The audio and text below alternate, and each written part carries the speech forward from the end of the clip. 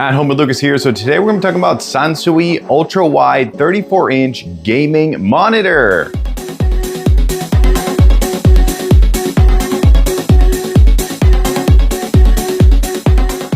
Yes, people, I got my hands on this crazy budget-friendly monitor. This thing is a 21:9 aspect ratio, so it means right off the bat, you're gonna be able to get that multitasking. If that's something that you absolutely need, this monitor is gonna give it to you. You're gonna be able to fit more cards, more pages on this display than on a regular 16:9, which is really awesome. This thing is also for gaming, so it has 165 hertz of refresh rate, and it has 300 nits of brightness, which means you're gonna be able to game in a brighter room than something that's more around 200 to 250 nits of brightness, which is actually really, really cool. So it's got the refresh rate, it has the brightness, it has the contrast ratio. I believe it's just over 3,000 to 1, which is actually really good for a budget-friendly monitor, not to mention the fact that it has some really good color specs. And this thing is packing all the colors you could imagine, 16.7 million, yes, but it only runs an 8-bit color, so that is gonna be a little bit less than 10 bits.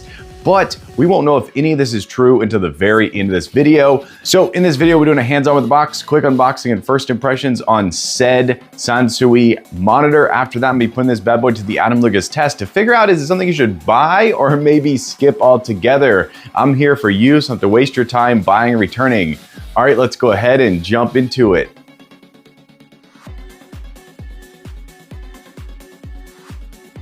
All right, let's take a look at this bad boy right quick. So this is the SANSUI 34-inch gaming monitor.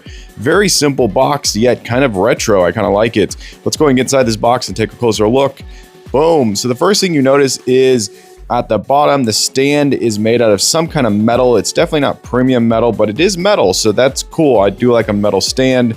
The second thing you notice is that the bezels are a little bit funny. We'll talk about those later on. Let's look at the back right here. So the stand is not adjustable, which is kind of annoying and kind of terrible, but for some people, it's not gonna be a problem at all. The back has very simple, subtle design. It's got a joystick right there and a power button. Let's take a look at the bottom down here at all the ports. So it basically has a little bit of everything. It has 2 display ports and it has 2 HDMI ports, which is kind of interesting. All right, let's take a look at my desk right here. So this is my current monitor. We're gonna be popping this bad boy out and putting in the new one. So let's go ahead and slap that in. So it is definitely a lowrider. It blocks my monitor speakers back there. It fits on my shelf though. That is 9 inches deep. So take note of that. If your shelf is less than 9 inches deep, it's not gonna fit on there.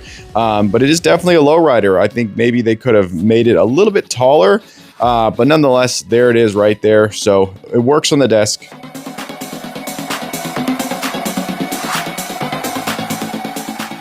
All right, if you have to multitask, if you must multitask, if you cannot live without multitasking, you have to get yourself an ultra wide monitor, people. Look at how many cards I have opened up on here. And the reason why you can do this is because of the pixel density. And this goes throughout all ultra wide monitors. It's not just this monitor alone, but 21:9 aspect ratio monitors really allow you to do multitasking. So once again, if you have to multitask, if you must multitask, you need to get yourself an ultra wide monitor. They are not just for gaming, they're also for productivity and getting work done.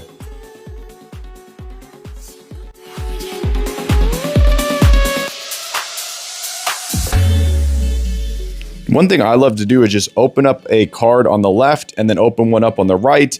And I basically just go until there's no black bars on either side of the screen on the left and watch my YouTube and then get some work done on the right. Really awesome. Okay, let's talk about one of the biggest problems with an ultra-wide monitor is these grayish black bars on either side. YouTube tries to hide them by making them not just solid black. They will change color a little bit, which is kind of cool.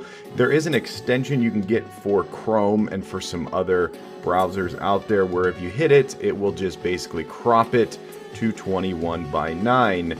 That is cool in some scenes, but let me try to scrub through this and see if I can find one that shows the problem. So here we go. We're gonna scrub to this right here.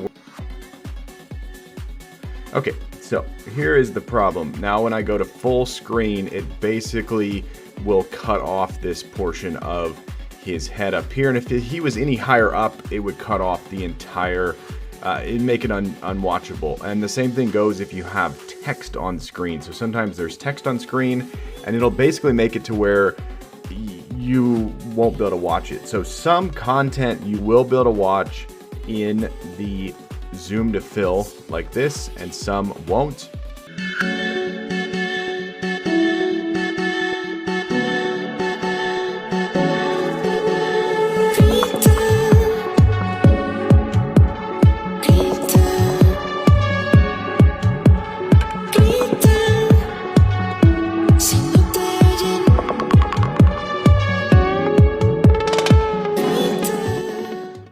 So I went ahead and plugged this thing into my Aurora PC by Alienware, and I have to say that it was much more enjoyable than I would have thought. I was expecting it to be a little bit more sluggish, a little bit less quality, but I was pleasantly surprised. The 165 Hz refresh rate really did kick butt, and it was very snappy. I was like, this is a little bit better than it should be.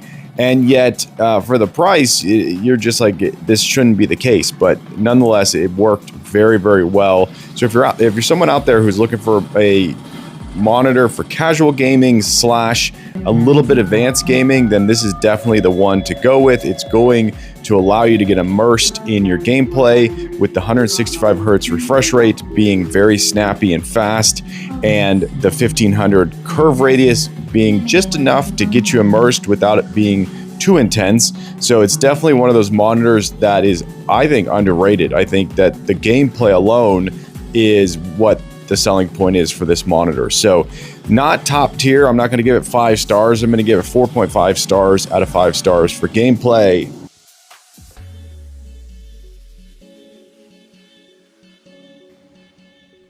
Okay, we're going to go ahead and run the UFO test real quick. So right here, we're getting 165 FPS. That is 165 Hz or Hertz. And we're running it at the standard. So if you go ahead and go to UFO test in Google or ufotest.com or testufo.com, whatever it is, you're going to get to this page right here, and you can kind of look at your monitor and then look at this right here and do a little comparison. So that'll give you a good understanding of like where your monitor is actually at. I've adjusted nothing. So when you load this up, this is exactly how it's going to look down here. No changes. And then you're going to be able to look right here and see how it's functioning. So when I look at it, I see some motion blur, but I don't see a huge amount that's going to make you go, oh no, this is impossible to use. But once again, this is not a monitor that's designed for the highest in performance, so you should never try to buy this for that. So because of the specs and the price point and the build quality, I'm going to say that it passes the UFO test, but it's not going to get 2 thumbs up. It's only going to get 1 thumb up. It's not a high-end monitor that's designed to really crank out the power. So definitely take note of that when you look to buy this thing. It's going to be a great monitor. It's just not going to blow you away, and it's not going to be for competitive or anything where you need that last minute to that last second to come through. It's not going to come through. Okay, here we go. We have the ghosting test running right here. And once again, not a high-end monitor, so it's not something that is going to give a huge visual when it comes to these kind of tests right here. But once again, didn't adjust any of the settings right here, so you can load up your monitor and you can look at the visuals on your monitor, and then you can watch this video and check out the visuals on it to give you an understanding of where this monitor lies. And so far it's looking pretty good. I mean, I'm not seeing anything too crazy. It has definitely some motion blur, that is for sure, but that's to be expected with a VA panel and with a cheaper VA panel. So it doesn't have all the tech under the hood to really crank out that perfect image.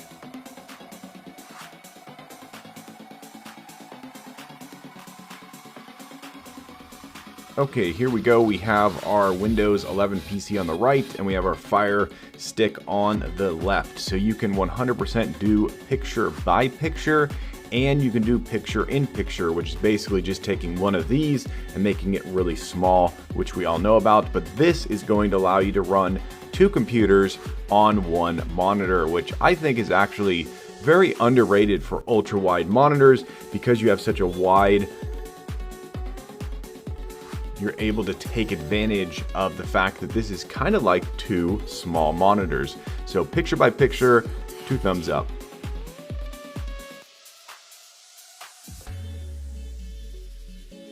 Let's take a minute to talk about the bezels. So there's something about these bezels that's just a little bit more on the annoying side.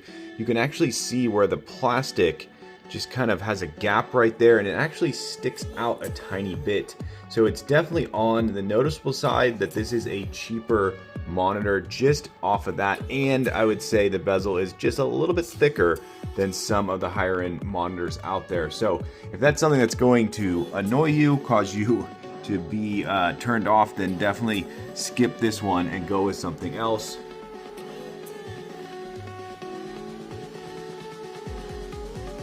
Okay, I've been using this monitor for long enough that I think I have a full star rating. I think I have a full comprehensive review. And let's just start off with the build quality. So this thing is built decent. It is not on the cheap, crappy side. It is definitely on the cheap side though, so definitely take note of that. The stand down here not being adjustable is one of those things where if you're gonna buy this and get an arm put on it immediately, then you're good to go. If you're gonna mount it on the wall, you're good to go. If you're gonna buy a third-party stand, you're good to go. Or if you just don't care about the fact it doesn't raise and lower, then once again, you are good to go.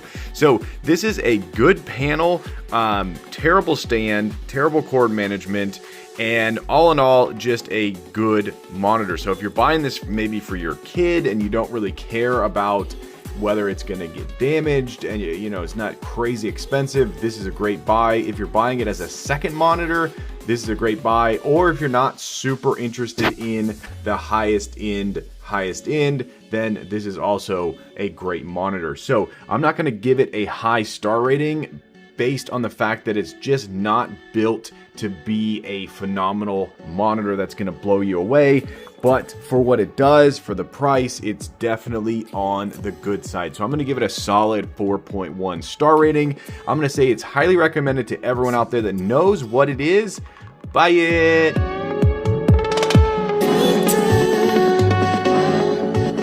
All right, there you go. That's the SANSUI monitor. Hopefully you enjoyed this video. If you did, definitely smash that like button. If you want to join the Adam Lucas family and you want to be a part of this crew, smash that subscribe button. I'm on my way to 1 million subscribers, but I need your help. Yes, you right there. Tell your friends, tell your family. This guy's on YouTube. They should go subscribe and watch my channel. But as always, I thank you for watching each and every one of my videos, and I'll catch you in the next awesome video.